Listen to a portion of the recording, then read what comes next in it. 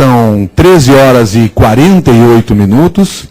Muito boa tarde a você que acompanha a partir desse momento mais uma etapa dos trabalhos da Rádio CBN aqui na Futuricom, esse encontro que se realiza em São Paulo e que hoje dedica esses próximos 45 minutos para falar sobre o rádio na era do blog.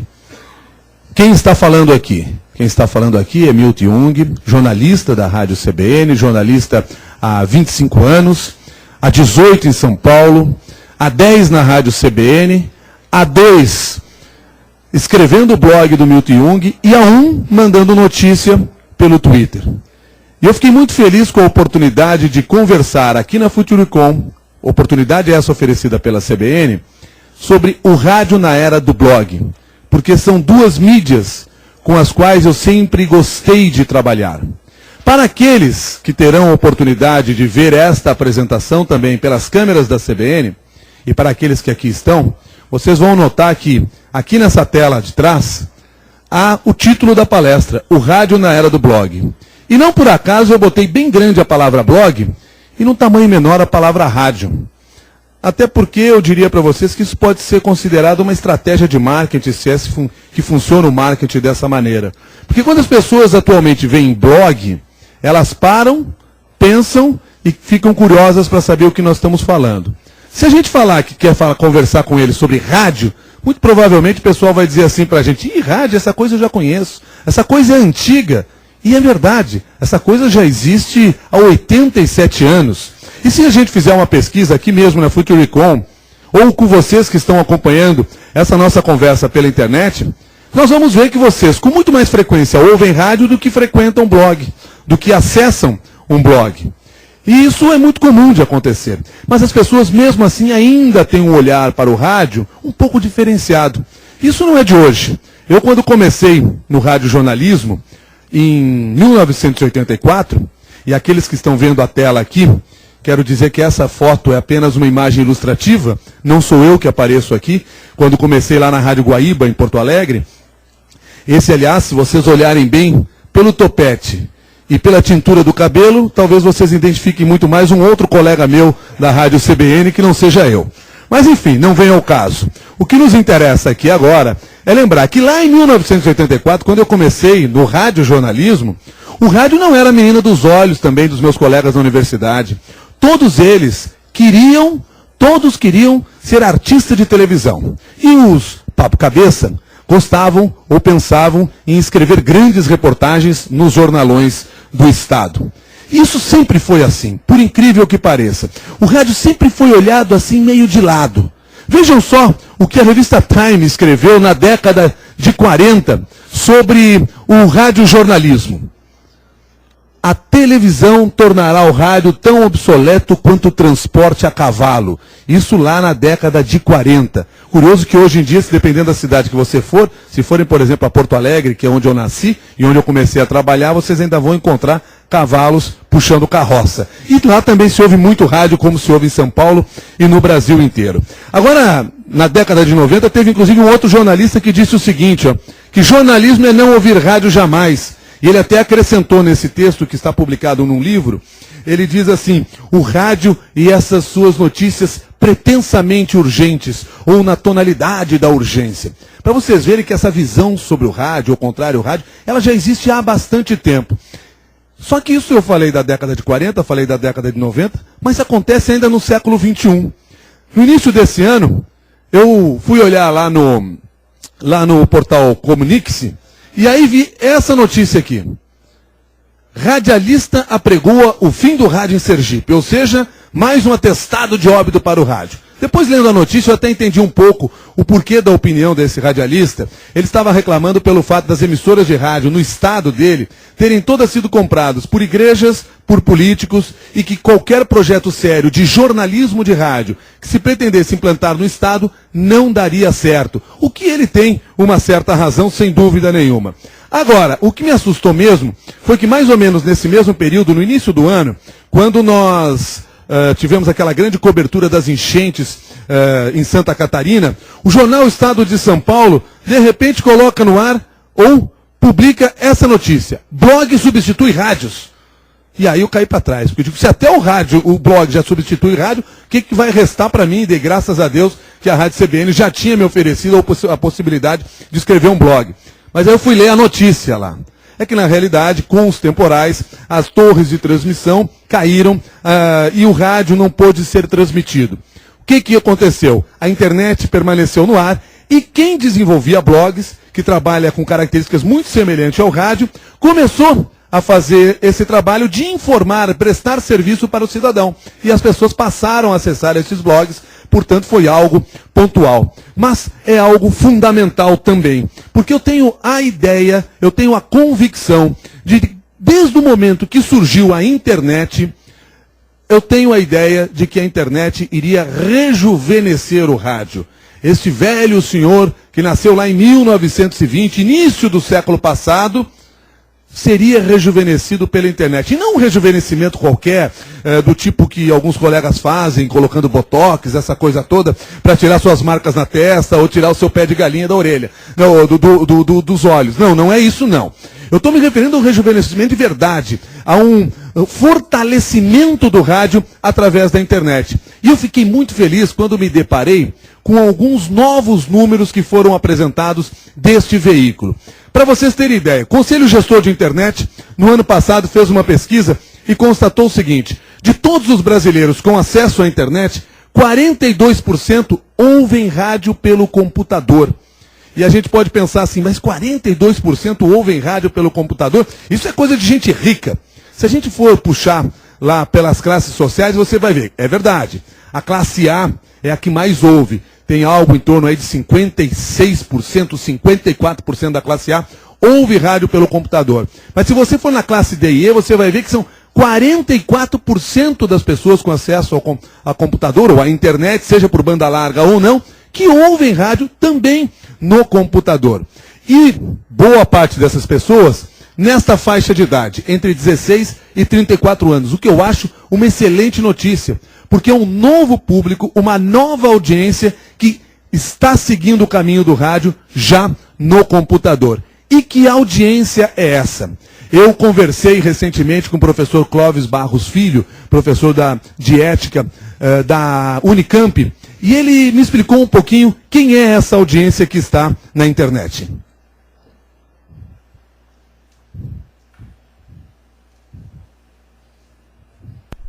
Cada vez mais, o leitor de jornalismo online é um leitor qualificado, discriminado, preocupado com a atualidade, com essa perspectiva de contemporaneidade, né, e de tempo real que a internet possibilita, e de uma certa maneira, hoje nós temos como consumidor da internet, eu diria, uma jovem elite intelectual.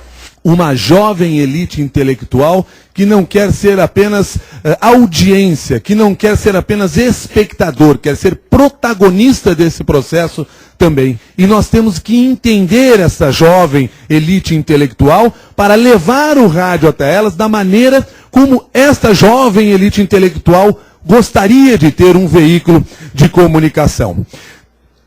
Em busca disso e para entender o comportamento dessas pessoas, o grupo de profissionais do rádio, há 2 semanas, apresentou uma pesquisa feita com mais de 2.000 ouvintes internautas, pessoas que ouvem rádio e estão na internet também, e tentou descobrir como é que eles se comportavam diante dessa mídia. Um dos dados que apareceram, e para mim talvez o mais interessante, quando perguntaram: você costuma ouvir rádio aonde? Claro que 74% diz que ouve rádio no aparelho de rádio, não tenha dúvida nenhuma, como nós aprendemos a ouvir rádio. Quero deixar claro também que as respostas eram multi-escolhas, até porque ninguém mais ouve rádio só de uma maneira. Como mostra a própria pesquisa, 63% já ouve rádio pela internet via computador. Mais do que se ouve rádio no carro, que sempre foi uma das grandes características do veículo rádio, que é se ouvir no carro. 61% ouve rádio no carro, ou seja, nós já temos um percentual maior de pessoas ouvindo rádio hoje na internet, segundo essa pesquisa do grupo de profissionais de rádio, do que no carro. E se a gente quiser deixar os números ainda mais bonitos, nós podemos somar dois números que nós temos nessa tela aqui e mostrar para vocês que 40% das pessoas já ouve rádio nesse aparelhinho aqui que eu tenho em mãos, num aparelho celular. Seja via internet, seja através apenas sintonizando através dos equipamentos ou dos recursos que o rádio lhe oferece. Portanto, vejam que as pessoas não ouvem só rádio agora pelo tal aparelhinho, pelo tal radinho de pilha que ficou famoso e que se consagrou. Elas ouvem rádio também através dos outros canais. Mas o mais curioso de todo esse trabalho que foi feito pelo grupo de profissionais do rádio foi identificar o seguinte, que boa parte dessa população ou dessa audiência que acompanha o rádio é uma audiência que reproduz no mundo da internet os mesmos hábitos do mundo fora da internet. Vejam só, primeiro, essa informação que eu tenho aqui. Pergunta, a rádio que você ouve está aonde? Apenas 8% ouve rádio que está exclusivamente online, exclusivamente na internet. 42% ouve as emissoras de rádio que estão na internet e na FM, 35% na internet AM e FM, 11% internet que está na internet e está no AM. Ou seja, a tendência é que essas pessoas que ouviam rádio offline, agora, quando vão para o mundo online, continuam ouvindo as mesmas emissoras de rádio.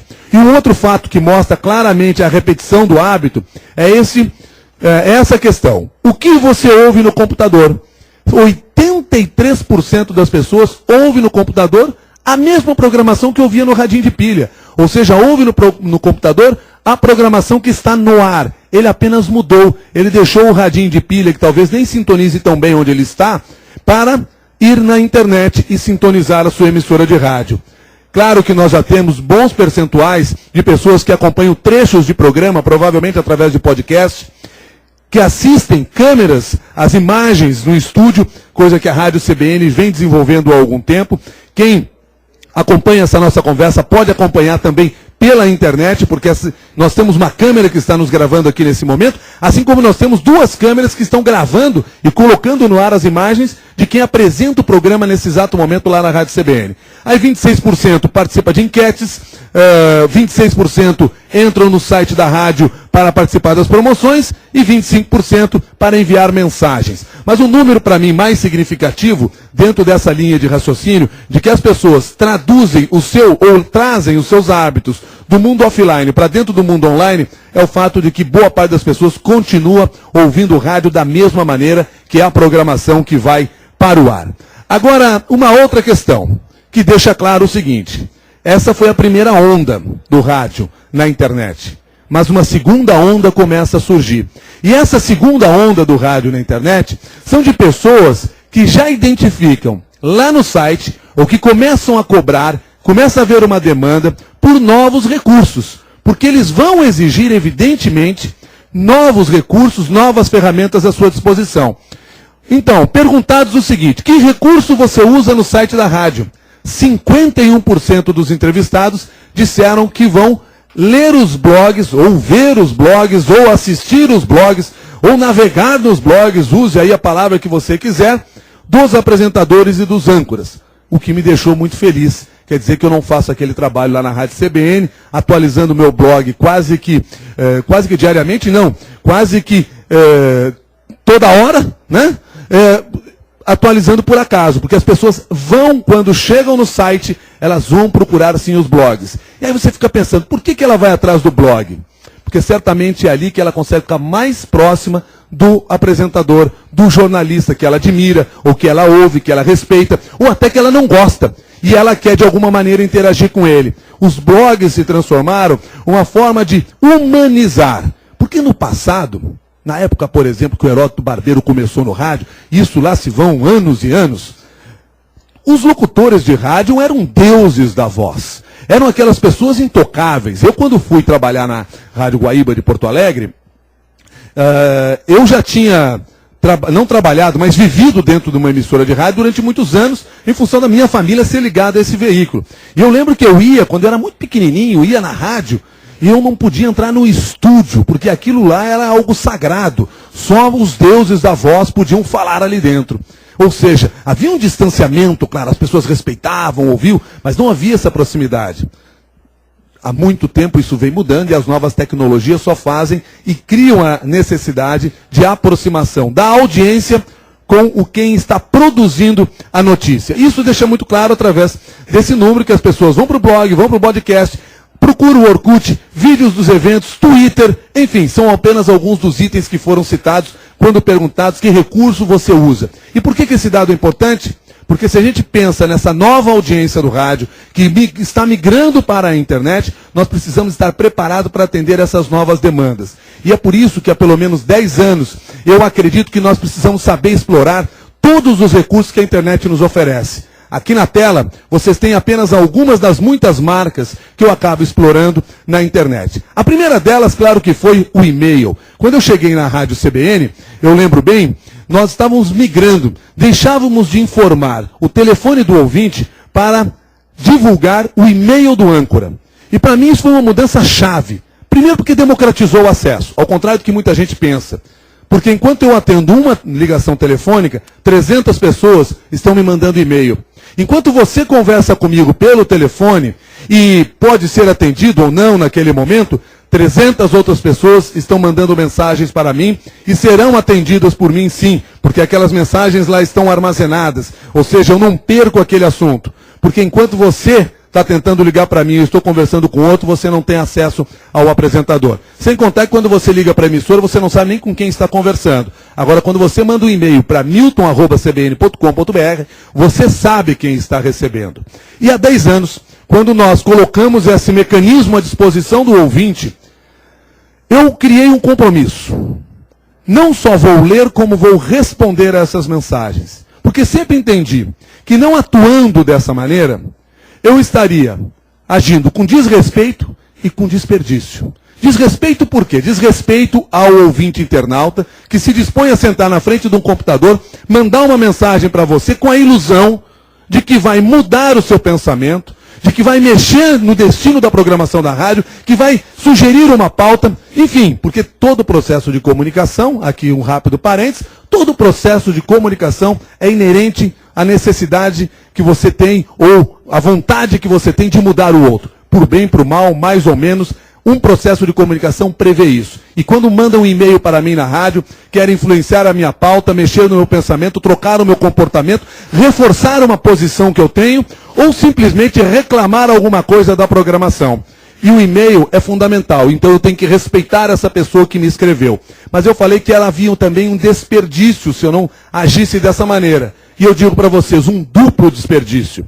Primeiro, que empresa não gostaria de ter a oportunidade de conversar diretamente com o seu cliente, de escutar o que ele pensa, o que ele quer, o que ele gosta, e até, quem sabe, tirar algumas dúvidas, porque muitas vezes o cidadão reclama de uma determinada marca, mas ele não tem uma informação que era importante. Se ele faz essa reclamação para mim na Rádio CBN, eu consigo justificar a ele. Se vou convencê-lo, é um outro passo. Mas, sem dúvida, essa proximidade é fundamental. Eu não posso abrir mão disso. Segundo desperdício, eu sou jornalista.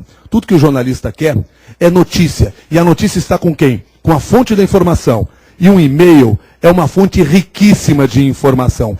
Cada vez mais eu recebo mensagens, até porque cada vez mais eu respondo mensagens, e isso vira uma bola de neve. Cada vez mais as pessoas mandam não só informação, como mandam vários arquivos, até com a popularização da digitalização da fotografia, fez com que cada vez mais pessoas mandassem fotos, arquivos e vários anexos que deixam o pessoal da área técnica da informática da Rádio CBN alucinados, porque não dá espaço na caixa de correio milton@cbn.com.br. Mas claro que o meu contato com as pessoas não parou por aí, sem dúvida nenhuma, isso foi há 10 anos e apenas se reforçou no decorrer dos tempos. Existem outros canais. Ali mais ou menos por 2004, eu resolvi, assim que surgiu o Orkut é velho, né? Uma coisa lá de 2004, é muito antigo isso, né?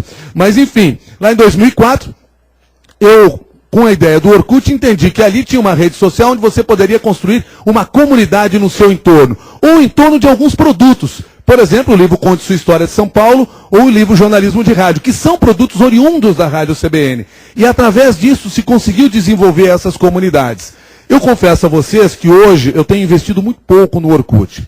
Até porque para mim está muito claro que hoje a audiência da Rádio CBN ela está muito mais ligada a uma outra marca, a uma outra rede social que é o Facebook, do que propriamente o Orkut. Eu ainda não entrei no Facebook, até porque quero, quando realmente fizer isso, eu quero já estar mais bem preparado, porque não adianta simplesmente você abrir uma conta em qualquer lugar só para você aparecer, para satisfazer o seu ego. Você tem que ter uma estratégia muito bem traçada para tal.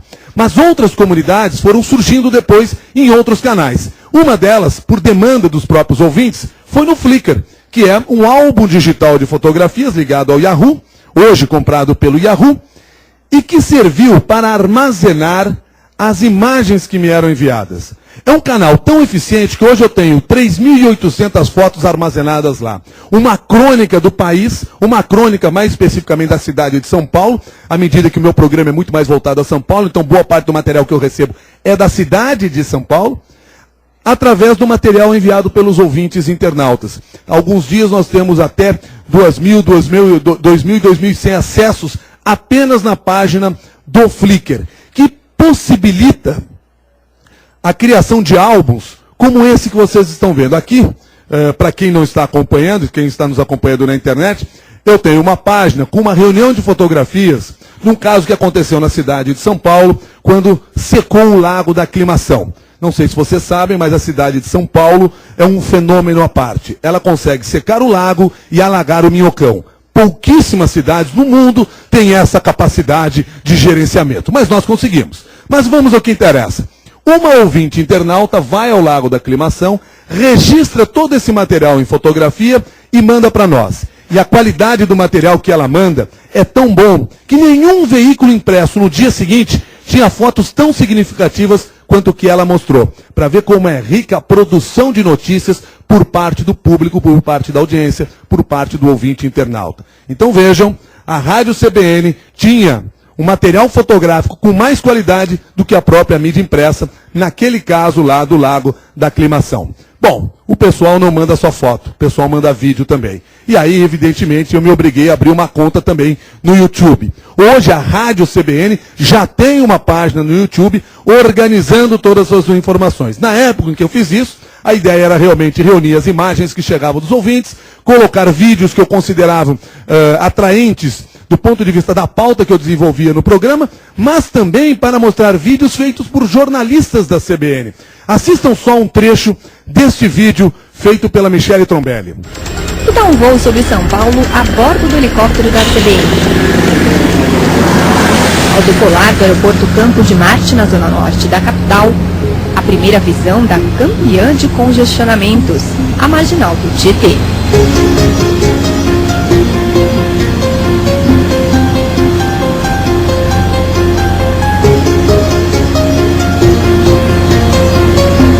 Na outra marginal, a do Rio Pinheiros, o início da área controlada de Congonhas. Para voar aqui... Esse é apenas um trecho de um vídeo feito com essa qualidade pela repórter de rádio Michele Trombelli. E veja a qualidade do material, porque essa é uma demanda também para nós profissionais de comunicação. Quem acredita que vai fazer rádio apenas falando, pode esquecer, não vai arrumar mais espaço na mídia de rádio. Claro que tudo isso que eu faço acaba migrando para o blog. O blog, como eu disse logo na abertura dessa nossa conversa, eu mantenho há 2 anos. E a minha ideia, quando a Rádio CBN me deu essa oportunidade, era criar um braço digital do programa CBN São Paulo, que era exatamente poder levar para dentro do blog e armazenar uma série de informações que eram discutidas, debatidas, desenvolvidas dentro do programa de rádio. Além disso, eu tinha a ideia de criar ali um espaço de publicação da ideia das pessoas, do pensamento das pessoas. Por isso hoje, boa parte do blog ele é reservado a trabalhos feitos por ouvintes internautas. Eu tenho aqui na tela um texto que foi encaminhado pelo Devanir Amâncio, que é da ONG Educa São Paulo, e ele me mandou um material que nenhum outro veículo de comunicação tinha. Porque ele na rua, pelo trabalho, no dia a dia que ele desenvolve, um trabalho até social, ele consegue ver casos que nós, dentro das redações, não conseguimos enxergar. E nós, com o número de repórteres que temos, seria impossível abraçar toda a cidade. Mas o cidadão consegue. Ele tem esse olhar, ele tem essa visão. E tem o desejo de produzir o fato. Como fez, por exemplo, o Devanir, quando mandou esse material para nós. Mas eu tenho outros espaços dentro do blog, exatamente para privilegiar o trabalho de quem nos manda esse material. Coluna Foto Ouvinte é um desses, que é uma maneira também de destacar as melhores imagens e os melhores casos. É muito curioso, porque muito desse material que é encaminhado para nós, em vídeo, ou seja em vídeo, ou seja em fotografia, acaba depois pautando os outros veículos de comunicação e que não são veículo rádio. Aliás, também é um espaço para distribuir o material desenvolvido pelos repórteres da CBN. Esse que vocês estão vendo aí é o Canto da Kátia, da repórter Kátia Tofoleto. Considero uma das melhores repórteres de rádio do Brasil. Diria que ela tem apenas um grande defeito. Talvez alguns de vocês já saibam que ela é corintiana. Né? Quer dizer, fora isso, ela é uma pessoa perfeita, faz um belíssimo trabalho e rapidamente se adaptou às novas mídias. As imagens que vocês estão vendo foi de um incêndio que aconteceu lá em Diadema, uma grande explosão que aconteceu em Diadema recentemente. Pois, qual é a curiosidade dessas imagens? A Kátia Tofoleto, à medida que chegava no local, com o seu telefone celular, o mesmo que ela usava para ir ao ar, ela fotografava. À medida que ela fotografava, ela mandava para mim por e-mail. Nada de absurdo, coisa mais simples do mundo. Mas usando esse recurso, imediatamente aquela imagem ia para o blog. E assim que ela entrava no ar para dar a notícia, eu convidava a nossa audiência da Rádio CBN a olhar no blog o que nós estamos fazendo. Curiosidade desse fato é que os portais de internet não tinham essas fotos quando nós postamos num blog da Rádio CBN. Apenas as emissoras de televisão, com os seus helicópteros, tinham conseguido gravar essas imagens antes da Rádio CBN. E eu ressalto sempre aqui o nome do veículo, não só a marca do veículo, mas nós estamos falando ainda de rádio. Curiosidade é que esse material depois, feito pela Kátia Tofoleto, acabou sendo estampado em uma revista impressa que fala sobre segurança patrimonial, apenas para a gente ter ideia da qualidade desse material. Bem, depois de desenvolver todos esses trabalhos, chegou a vez e a era do Twitter.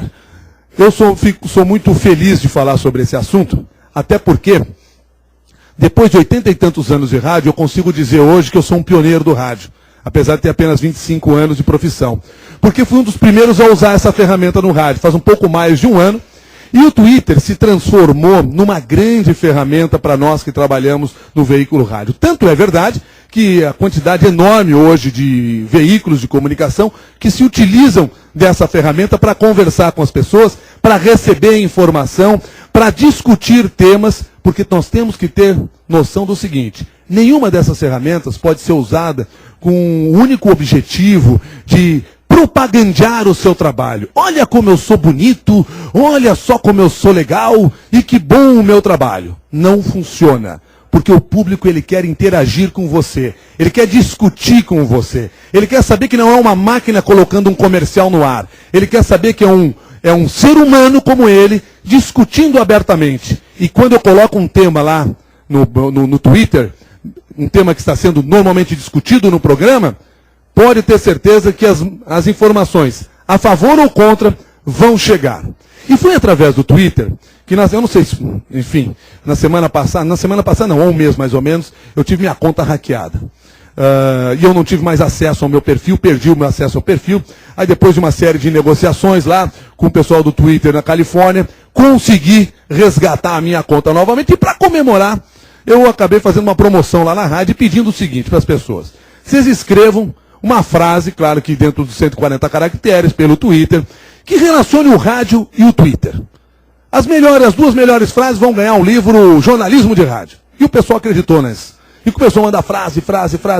E dentre as muitas frases que surgiram, algumas muito boas, surgiu uma da jornalista Rosana Herman, que é bastante conhecida também, que explora bem as mídias. E que diz o seguinte: o Twitter é o rodapé do rádio, o mudo legendado. Eu achei muito legal e muito feliz essa ideia dela.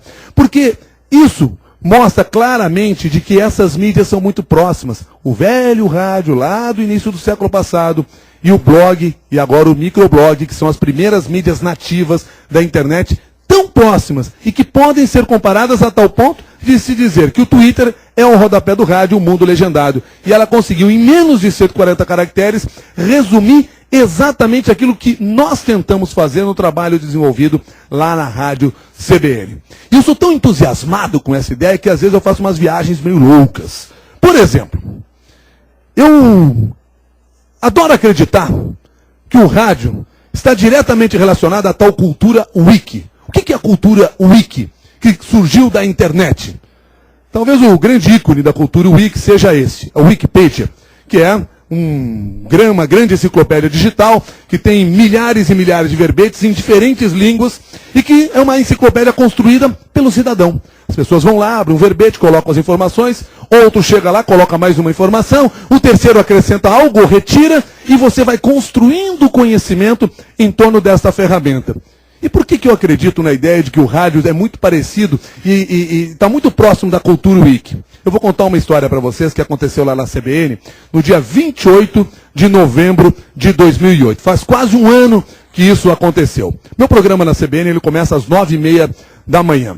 Eram mais ou menos 9h56, faltavam 4 minutos para as 10, eu recebi um e-mail de uma fonte amiga me informando que lá na rua Gomes de Carvalho, na Vila Olímpia, havia um vazamento de gás e a rua estava interrompida. Como disse, era uma fonte amiga e por isso coloquei no ar a informação porque era uma fonte amigável, não amigável, mas confiável. Coloquei a informação no ar. Imediatamente, ou 7 minutos depois, eu recebo um outro e-mail de um outro ouvinte internauta comentando para mim, olha, parece que a situação é realmente grave, pois até pedestres têm sido impedidos de andar pela Gomes de Carvalho, entre as ruas tais e tais, inclusive são recomendados a desligar o celular. Uma segunda fonte me manda essa informação, complementando a primeira informação que eu havia levado para o ar. Isso, 10h03. Às 10h10, isso quer dizer 14 minutos depois de eu ter colocado no ar aquela informação, eu já havia recebido de uma terceira fonte uma fotografia do local, inclusive com carro de bombeiro e os homens do serviço de emergência fazendo o atendimento para verificar qual era o risco de explosão ou não naquele ambiente lá na Gomes de Carvalho. Pois exatamente às 10h10, quando eu recebo essa mensagem, a Rádio CBN já está no ar também, dando opções do numa sexta-feira, onde o tráfego já é mais difícil na cidade, hoje ainda pior. Por causa do vazamento de gás na rua Gomes de Carvalho, a altura do número 1800, fica na Vila Olímpia, zona oeste da cidade, a CT interditou totalmente a via. A rua Gomes de Carvalho, que tem sentido único, faz a ligação da Avenida Santo Amaro com a rua Funchal, já bem perto da marginal do Rio Pinheiros. O motorista tem como opção natural a rua Quatá, que é a segunda paralela à direita da Gomes de... Ou seja, já começava a chegar então a opção de trânsito para quem estava ali. Isso às 10h10 da manhã.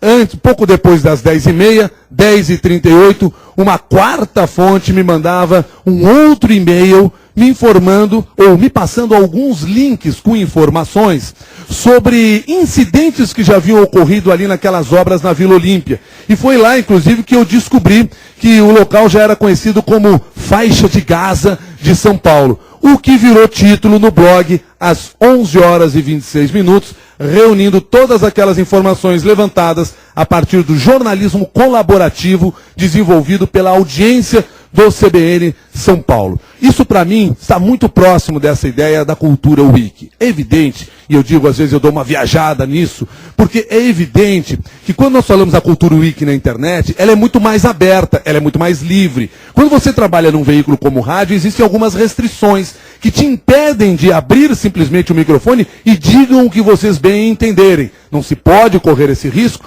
até porque existe uma questão de credibilidade diretamente envolvida aí. Mas a participação do ouvinte na construção da informação, para mim, é muito clara.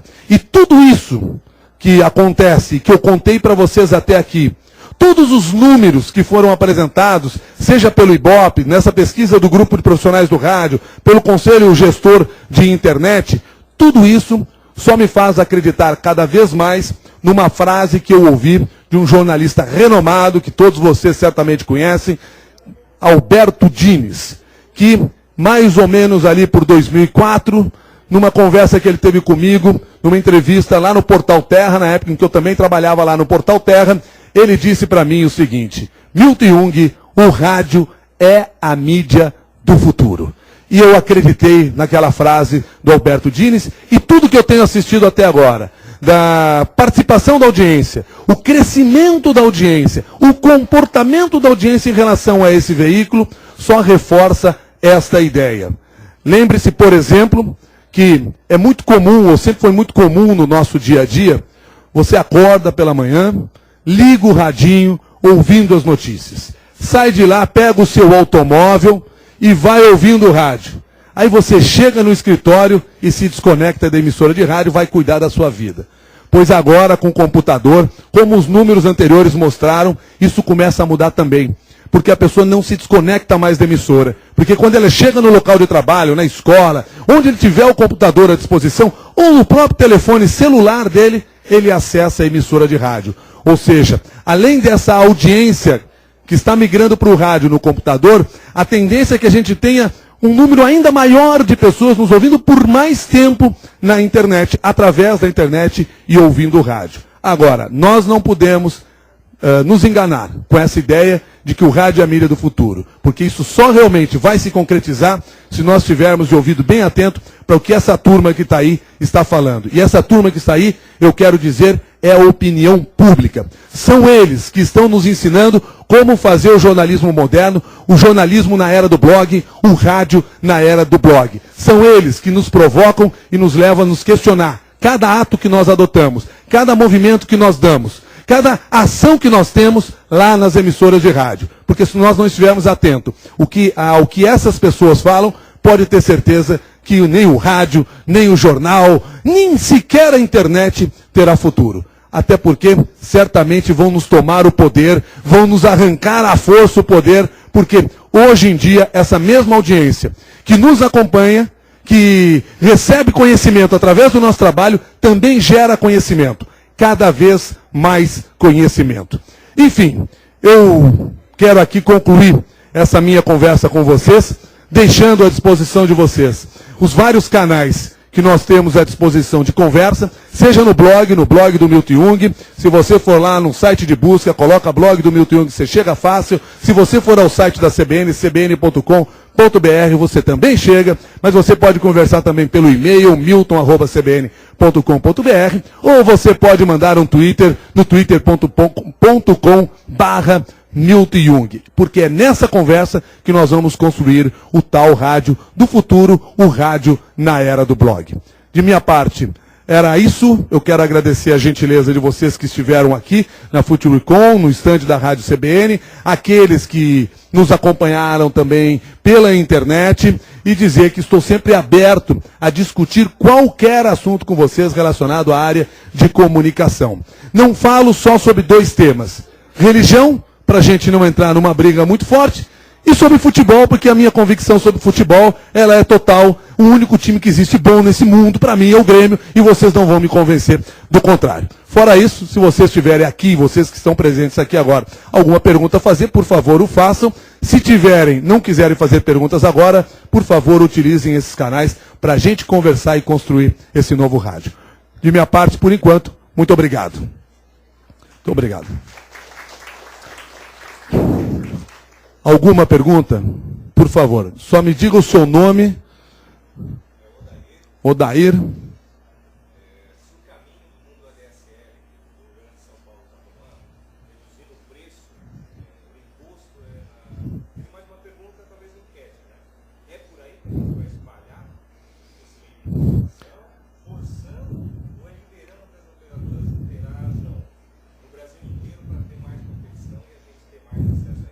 Bom, então a pergunta do Odair é em relação, levado por um projeto que foi apresentado ontem aqui no estado de São Paulo, do governo de São Paulo, com redução de impostos, que permitiria o acesso à internet em banda larga por um custo bem mais baixo do que o normal. E aí, o que o Odair me pergunta é se o caminho é esse, ou o caminho seria uma, de repente, não desregulamentação, mas uma liberação para que as operadoras pudessem atuar com maior facilidade e maior agilidade, e a partir daí ter custos menores, é isso? É isso aí mesmo. É isso mesmo, então entendi bem a pergunta.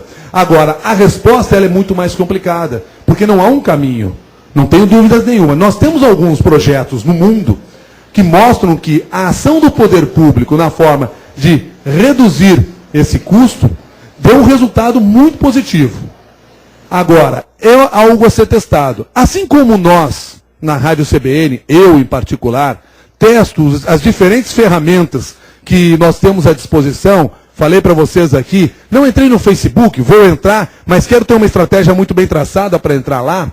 E a gente vai estudando cada um desses canais, e às vezes a gente assume uma posição num desses canais, e depois acaba vendo que não é exatamente aquele o melhor caminho. À medida que você vai desenvolvendo esse trabalho, você vai cometendo erros, vai cometendo acertos, e vai sabendo o melhor caminho. Hoje não há como dizer a você, o melhor caminho é o subsídio do governo, ou o melhor caminho é o trabalho de liberação para a ação das empresas operadoras.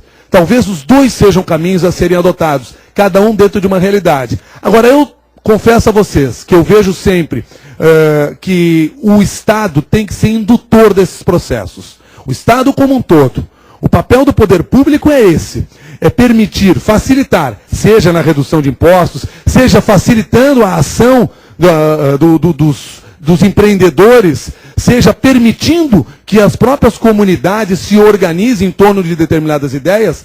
Sim, ele tem que ser o indutor desse processo. Historicamente foi assim no Brasil, historicamente a gente tem assistido isso em diferentes frentes. Agora, é importante lembrar que a história tem sido recontada a cada momento, e a internet e as novas tecnologias têm nos levado a isso. Por isso, tudo pode ser caminhos, ou todos podem ser os caminhos para se chegar até lá. Agora, não tenha dúvida que isso vai ser fundamental, porque se nós quisermos ter comunidades mais bem preparadas, o acesso, a acessibilidade à internet e ao mundo digital vai ser, sem dúvida nenhuma, crucial. Eu não sei se você já tem, ao fazer essa pergunta, uma posição firmada sobre isso. Se você já tem uma ideia mais clara sobre isso.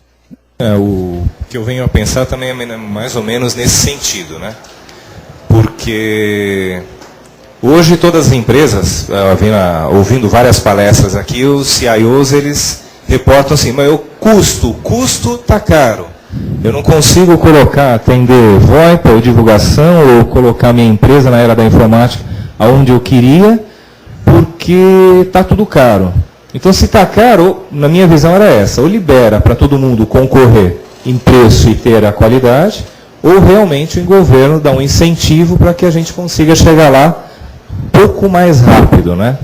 Olha, aí a questão do custo ela é curiosa, né? Vocês lembram quanto custava um telefone celular há alguns anos? O primeiro telefone celular que eu fui ter na minha vida, eu já estava em São Paulo, acho que foi por 93, 94, mais ou menos.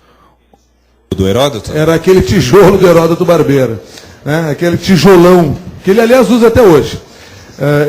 Mas enfim, ele é muito tradicionalista, né? Mas enfim, o quanto se pagava por aquele telefone celular, o quanto se pagava por uma ligação no telefone celular, o quanto se paga hoje. Uma empregada doméstica, que eu conheço, semana passada, quando eu liguei para ela, ela disse assim, seu Milton, o meu telefone celular caiu dentro do copo d'água. E aí não está funcionando mais nada.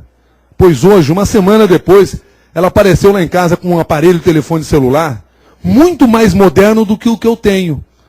E você vai, qual foi o custo? Nenhum. A operadora deu de graça para ela, em função das várias ligações que ela tinha, do tipo de conta que ela tinha. Então, eu acredito que o mesmo processo vai acontecer com essa prestação de serviço pela internet. Os custos tendem a cair, tem que cair. À medida que nós tivermos cada vez mais pessoas acessando, mais necessidade, mais pessoas atuando nesse mercado, tende a cair.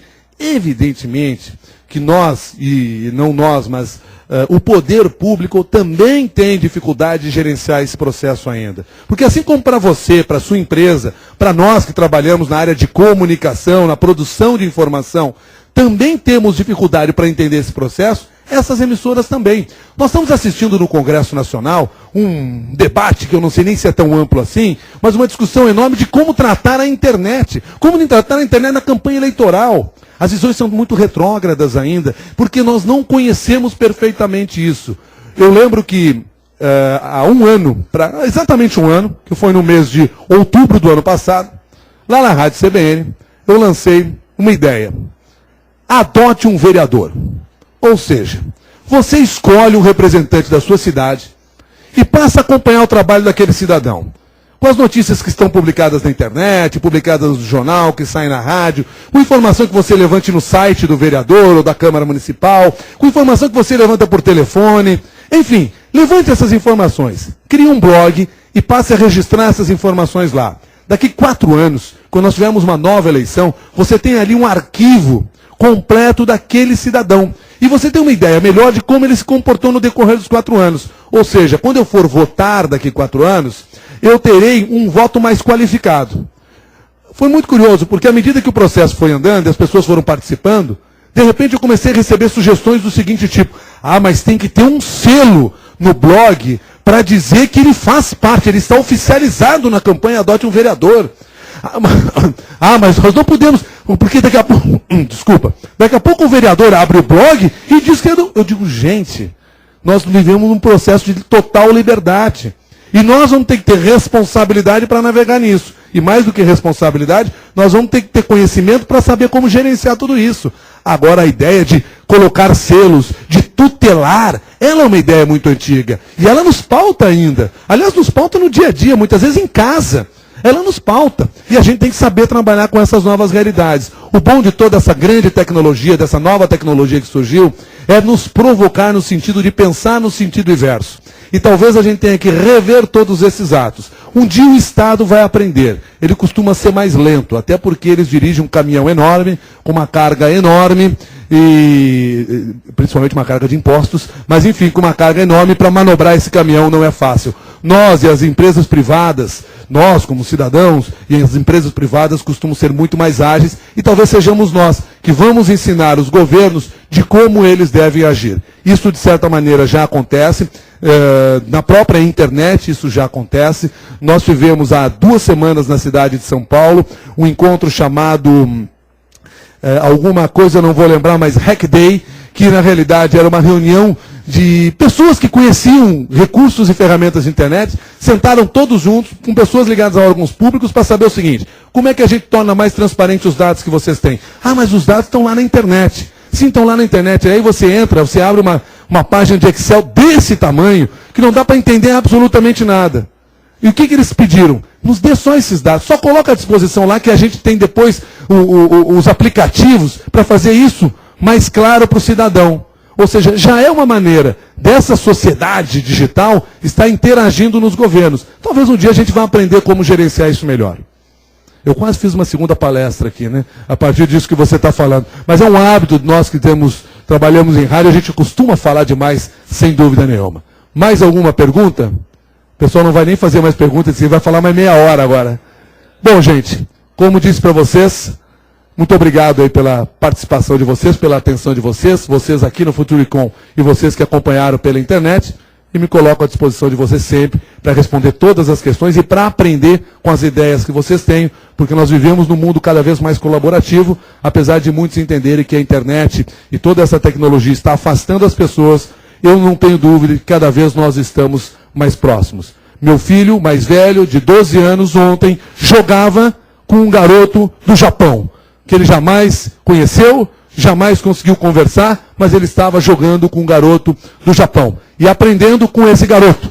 Porque os movimentos que ele fazia no jogo, fazia com que ele estivesse ensinando aqui. Como é que eu vou dizer que as pessoas estão se distanciando, se na realidade nós estamos cada vez ficando mais próximos? Talvez sim, algumas estejam usando a internet para se esconder. Mas esses logo, logo serão revelados também. Muito obrigado e até a próxima Futuricom. Até mais.